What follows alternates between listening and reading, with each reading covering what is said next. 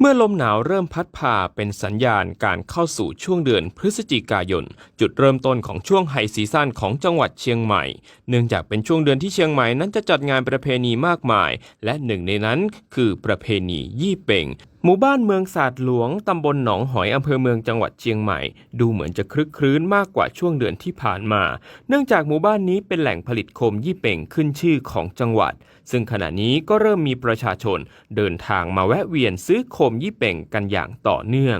ร้านยายนอมโคมล้านนาหนึ่งในร้านค้าโคมยี่เป่งเปิดเผยว่าช่วงนี้ผู้ประกอบการนั้นจะต้องมีการปรับตัวหลายอย่างโดยเฉพาะการปรับรูปแบบโคมให้สอดคล้องกับห่วงเวลาแห่งการถวายความอาลัยซึ่งโคมที่ขายดีในช่วงนี้ก็คือโคมสีขาวทรงกลมและทรงสี่เหลี่ยมนอกจากนี้ทางร้านค้าได้ทำโคมแขวนรูปทรงเพชรสีดำเป็นตัวอย่างให้ลูกค้านั้นได้นำไปติดหลอดไฟไว้ข้างในซึ่งจะให้แสงสว่างเหมาะแก่การนำไปแขวนอาลัยแด่พระบรมราชชนนีพันปีหลวงได้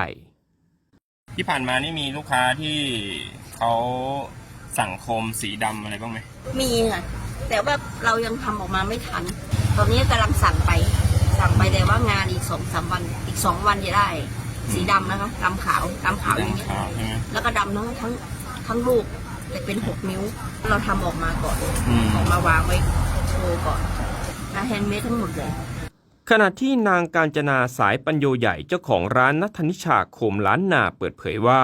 ในอดีตลูกค้าส่วนใหญ่จะเป็นพ่อค้าแม่ค้าแต่ปัจจุบันพ่อค้าแม่ค้ากลับเลือกซื้อน้อยลงสวนทางกับลูกค้ากลุ่มออร์แกไนซ์ที่มาอุดหนุนกันมากขึ้นจากการสนับสนุนกิจกรรมด้านการท่องเที่ยวของจังหวัดทางร้านค้าจึงได้มีการปรับเปลี่ยนรูปแบบโคมรวมไปถึงรูปแบบการขายเพื่อให้สอดคล้องกับความต้องการของลูกค้าซึ่งการปรับตัวดังกล่าวทำให้รายได้ที่เคยหายไปกลับเพิ่มขึ้นอย่างมาก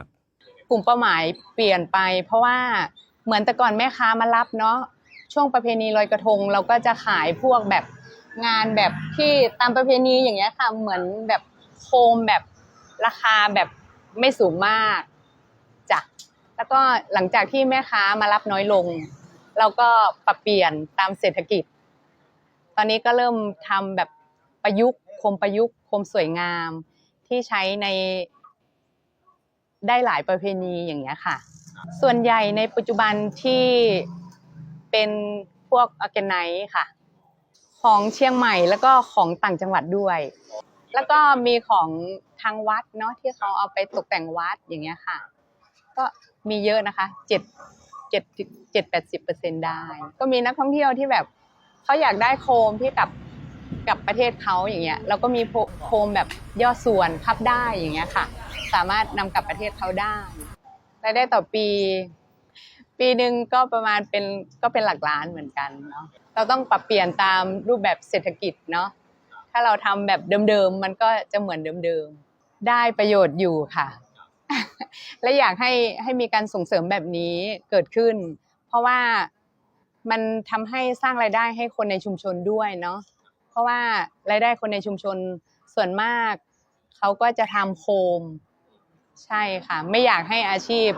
แบบนี้หายไปท่ามกลางกระแสความนิยมที่เปลี่ยนแปลงไปตามกาลเวลาสิ่งที่จะช่วยต่อลมหายใจของผู้ประกอบการได้คือการปรับตัวและการส่งเสริมวัฒนธรรมท้องถิ่นผ่านกิจกรรมด้านการท่องเที่ยวโดยจังหวัดเชียงใหม่ยังคงส่งเสริมการท่องเที่ยวอย่างต่อเนื่องตลอดทั้งปีตามนโยบายของรัฐบาลเพื่อส่งเสริมวัฒนธรรมท้องถิ่นสร้างความเข้มแข็งของเศรษฐกิจฐานรากนำไปสู่ความยั่งยืนต่อไป